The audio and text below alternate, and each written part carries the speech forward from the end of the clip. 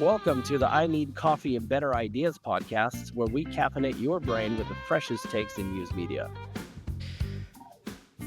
All right. Well, welcome to this week's edition of I Need More Coffee and Better Ideas. 2 years ago, I was on a work trip to Stockholm and I met a very nice guy and also a very fun guy and also a very knowledgeable guy whose name is Tony Bangert, who was then working for Blocks Digital. And we hit it off. And 2 years later, he's on my podcast. So, welcome to you, Tony. How did it take 2 years? I don't know. We only kickstarted this a few months ago, so that's how. Alright, now I'll forgive you then, I'll forgive Oh, you. great. Thank you.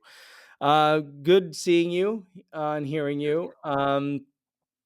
well. We've been talking about this podcast because it's particularly interesting because of your background.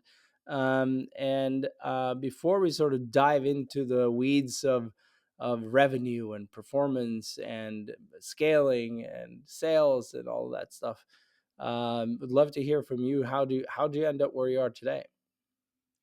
Yeah, so, 20 plus years, I found that, 25 years makes you sound old, but if you say 20 plus, it sounds seasoned.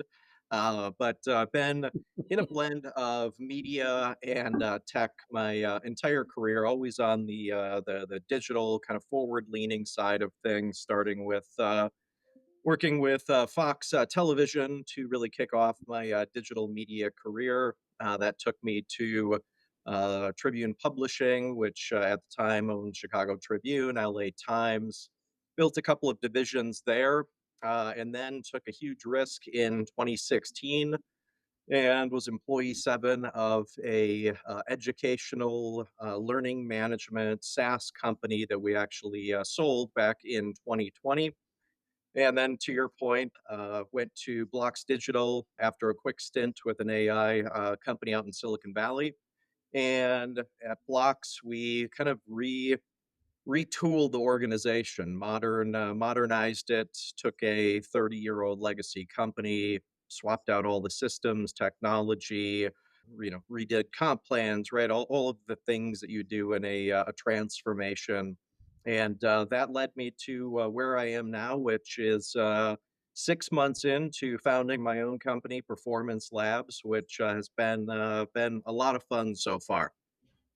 I bet it's interesting about blocks because I remember going to your website when I was working at Zephyr, and what I saw was like it's pretty old looking stuff. And I'm like, I don't know what these guys exactly what they're doing. I understand it's the CMS. And then I left Zephyr, and only maybe a couple of months later, I looked at the website again, and I'm like, hold on, what? Is this the same URL I'm at? Yes. This is pretty crazy. So that was quite the modernization of a whole company, basically. The one of the questions I had for the CEO as I was interviewing for the role was at the time the company was named Town News, Yeah. and I said, "How open are you to rebranding the company to something a tad more modern?" So that was job number one was create the new image of what the organization would become and take it from an old timey town news type of a feel to a much more modernized brand, along with all of the ways that we changed our go-to-market strategies. Yeah. And on that topic, I mean, you've spent years in sort of the revenue strategy side of things. And, we both served the media industry for a good amount of our careers. And I have my views on what's going to happen without necessarily saying that I have a crystal ball, but I have some thoughts about what should be happening. But in from your perspective, what sort of major shifts do you see in how media will drive revenue in the next, I don't know, let's say 2 to 4 years, whatever? Are the traditional sort of growth and revenue models obsolete, or what's going to happen in that space, do you think? I think part of the disruption that is media and revenue streams is, early days, and I speak from experience where, when I was with the Tribune, we actually thought we were going to save newspapers by creating this massive digital division that sat in a huge lower level floor within the Tribune Tower where they used to actually print the newspapers. And that was a moment in time where we were trying to do everything ourselves because we thought that we knew best at that moment in time. And I think that really took us back a number of years. I think if we would have been more focused on who can we partner with, what technology already exists that we can leverage, versus trying to build our own. So at that moment in time, I think we set ourselves back a little bit by trying to take on too much to try to modernize and create new revenue streams too much. And I think that's led to a lot of the challenges that we have Mm. in the media world as it relates to shifting revenue streams. Yeah, definitely. And just coming back from a very subscriptions oriented event in Dallas last week, and also going to a very subscriptions oriented event in Amsterdam next week. I'm curious to see what sort of, well, I already heard in Dallas last week, but I'm also curious to hear from a more international crowd what's moving and shaking for them in the subscription side of the world. Mhm. The Dallas Morning News CEO had a pretty interesting take on things where he referenced, 2.5% of their audience is are paying subscribers, which to him means that 97.5% are not. And that's sort of where his focus lies. But I also think, there's going to have to be other revenue streams and subscriptions to save sort of the most of the media companies out there, at least. And Yeah. perhaps some of that is in AI. I don't know. Mhm. But do you feel like AI has a role in sort of working in the revenue operations side of the things in media Yeah. companies? Do you think AI can bring anything to the table in the revenue? Because we talk a lot about newsrooms, but I haven't heard a lot of talk about AI and the rev ops side of things. Do you have any Yeah. thoughts on that? Just going back to the subscription side of things for a moment, the uh, subscription revenue, similar to how back in the day we said that banner advertising was going to monetize the sites, and that way Mm, we could give away the content for free.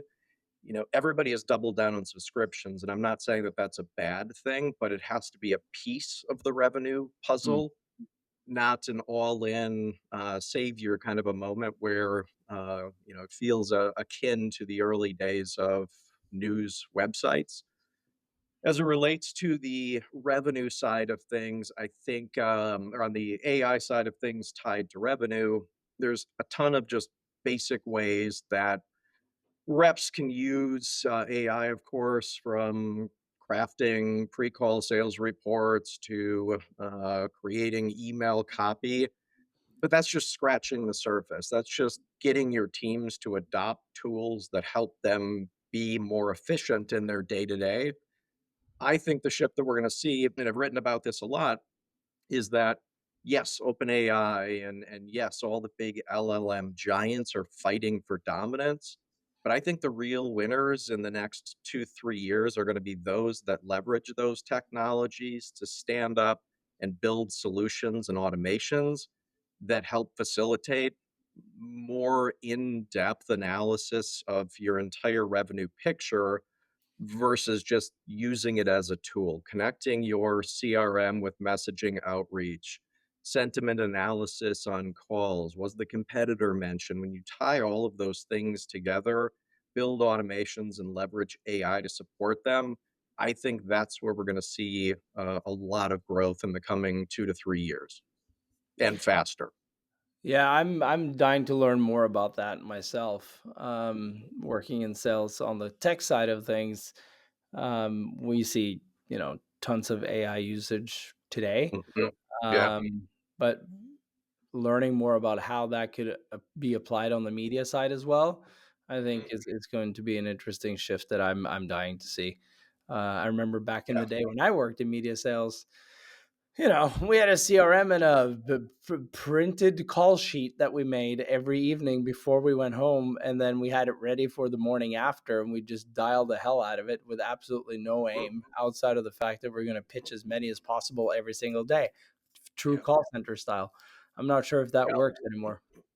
No, and obviously we're seeing that shift in sales as well, where traditional, sales automation using things like sequences and HubSpot to, speed up the volume of outreach. But Mm, as a function of that, buyers are becoming much more able to identify that that's AI written, it's not genuine, it's not customized. yeah. And so that I think is the area that AI can really help out is in the area of account-based marketing, higher touch, more authenticity, more human connection at conferences, that you can leverage AI to do the research for.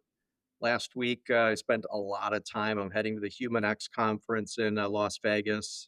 First year that they're hosting it, but thousands of attendees, hundreds of speakers. And I used AI to pare down that list. You've got all these companies that have been funded in the past year or two, and it's hard to figure out exactly what they do, where they fit in based on their Mm, website. So I used AI and GPT 4.5 deep research functionality to do a thorough analysis on that list of companies after I pared it down to understand who were their founders, when were they founded, what funding series are they currently in, what company size are they, what's been their history as an organization. And that really is an example of a tool where now I've got a prospect list of individuals that I'm reaching out to on LinkedIn, connecting with, and I will walk in with a full picture of what they do, who they are, what their gaps are, their history as an organization, et cetera. mm. Shifting gears a little bit, um, which takes us over to sort of media startups, because there's been happening quite a lot in that space from what I've gathered. And I see new media outlets popping up here and there. And of course, you have the legacy media and they have their reach. They don't have to do that job. They've already sort of covered it. But then, they will get challenged nonetheless by the media startups. And they're typically a bit more agile. In your view, sort of what advantages do media startups have over traditional publishers, as far as producing and distributing news and leveraging technology and AI to get a leg up, so to speak?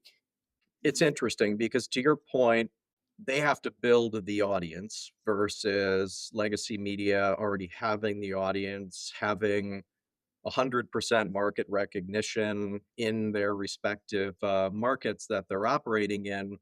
But I did a podcast with KHQ, a affiliate in Spokane, Washington, and we talked a little bit about a startup news site that's been created in Spokane. And I think the frustrating part for legacy media companies as it relates to these startup kind of overnight media organizations is that the upstarts don't have the level of investment required, right? You think of a broadcast newsroom, robotic cameras, control rooms, right?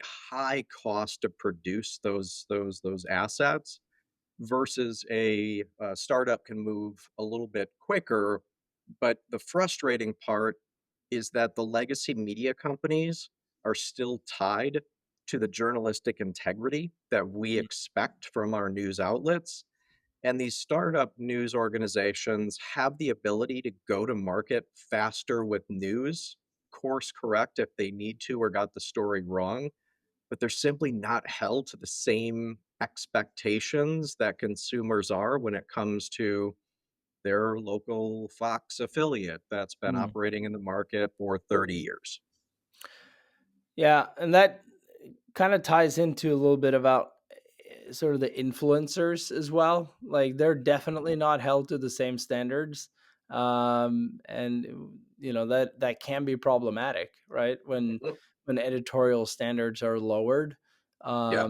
and they can quote unquote say whatever they want, right? I mean, it Mhm. doesn't really matter. Yeah, And their following will sort of follow them almost regardless, it seems, yeah, which I think is a dangerous development in this world. I see certainly my kids as well, just like seeing stuff online that they're like asking questions about that. I'm like, oh, that is complete bullshit. yeah. And yeah, there's Well, a and lot of there is a lot of that, but there's also a lot of very quality, Aaron Parnas with Midas for Touch sure. here in the US. Yeah. He's got his Substack, he's got his TikTok, he is producing short form content all the time. He's a lawyer, so he's doing his research, he's Mm, thinking about it the right way. So it's almost as if the consumer now needs to be the ones to be the checks and balances yeah. behind this is real, this is fake, where with traditional, it's up to them to make sure that it's real. So that's just assumed from a viewer going into an experience with a newspaper, a magazine, a television station. Yeah, for sure. Um, we're getting towards sort of the end of this conversation, although I could probably keep this going for a while. But I want to hear from you a little bit about sort of why performance labs now. Well, you Mm, could have easily joined another company as a CRO. mhm. Instead, you just went full gung ho entrepreneur and just started your own stuff, Yeah. which I admire a lot. Why would you do that though? Um, always been an entrepreneur at heart. And for me, a lot of it was driven by the moment in time that we're in. It's never become easier to be an entrepreneur, from managing your expenses in QuickBooks to using AI to write a proposal or write a contract or check a contract.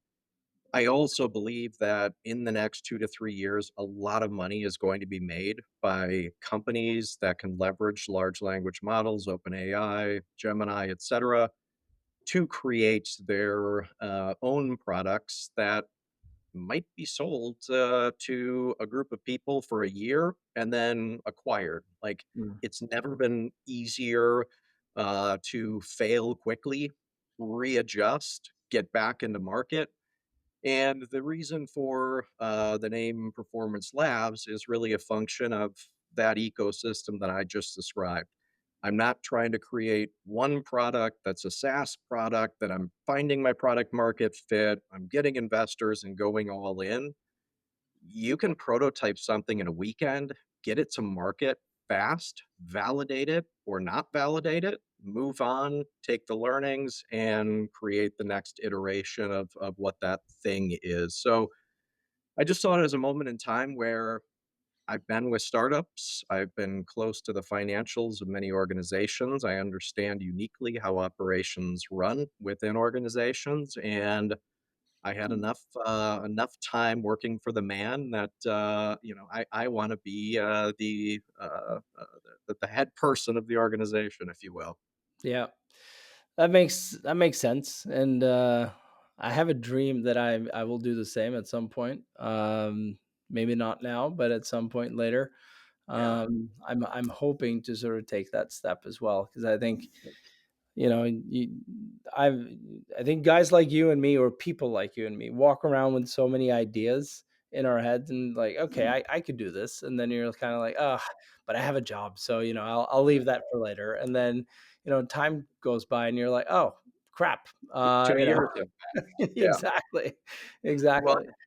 one of the things that I have been working on over the past few months in ties to AI and ties to revenue is I've built a pre-trained large language model. The reason being is my brain is not scalable. So I've built a custom trained model that allows me, in my 25 years of experience, to take inputs from organizations, use this tool to generate an understanding of where their revenue gaps are within their organization, prioritizes them from highest to lowest impact on revenue. And that's an example of a tool that, it's my brain that I've built over the past few months with knowledge base, running a number of organizational assessments through it to train the model. But that's an example of AI in revenue where if you didn't have that information, you didn't know where to start and Yeah. really understand where your challenges were. So a good example of a tool that I think can be leveraged to diagnose revenue pain, fix it quickly, and adjust the right things to move forward. If you were to give, let's call it a medium-sized local media publisher in the US market, maybe something like, Star Tribune or AJC or Dallas Morning News, those kind of publishers. One sort of, okay, this is the kind of revenue AI stuff that you should be looking at. What would that be? I think the starting point for an organization, especially a legacy organization, shouldn't be go find 20 tools from every salesperson that's calling you and right that's not going to fix the problem. It's an adoption thing. You've got individuals within a sales organization at a legacy media company that have been doing this for 30 years and they're good at it and they know everybody in the market. But those are the folks that might not be as adept to using AI tools. So it has to start first with a strategy. Why are we using a tool? What do we need to use the tool for? Identify those tools that can help. But if you don't have adoption within your organization, it's no different than rolling out a new software solution where, yeah, great, you just spent 100 grand on Salesforce, but six of your sellers aren't using it. That doesn't do any good for the We've all organization, been right? there. And we've all been there. And I think this is a similar moment in time, right? Yeah. If you don't have a plan, a strategy, a champion, a team of people who are leading the charge, it's likely going to be a failed strategy. Mm. So doing the due diligence on the front end is critical to make sure that you've got adoption of whatever tool that you use. That's a great piece of advice. Rounding off here, Tony, we always ask towards the end how many cups of coffee you have per day. So, how many cups of coffee do you have per day? I think this is a 16 ouncer. No, maybe it's a 24 ouncer. I should probably know that. But two of these, whatever this is. So we're not measuring in cups. We're measuring in much larger quantities. What's that in ounces in milliliters or centiliters? Do you have any idea? Because I have no idea. We're I gonna have have a hard to. Yeah, I have a hard enough time with the whole Celsius Fahrenheit conversion. So I haven't made it from ounces to milliliters yet. I have no idea either. I would say, looking at that bottle, I'd probably say something like half a liter, something like Yeah, that, like a pint. yeah, yeah. Yeah, I do know how to measure liters when it comes to a beer, yeah. but not as it relates to coffee. Fair enough. Fair enough. All right, man. Thank you so much for being on and sharing your knowledge. It's good to hear. We haven't talked too much about the revenue side of things on this podcast yet. We had Johanna Suonen from Alma Media on as well. We touched on Yeah, revenue with her, but it was good to hear this from a different perspective. So thank you so much. always a pleasure to see you and the Norkon team. So I appreciate the time, my friend. Great. Thank you, and we'll talk soon.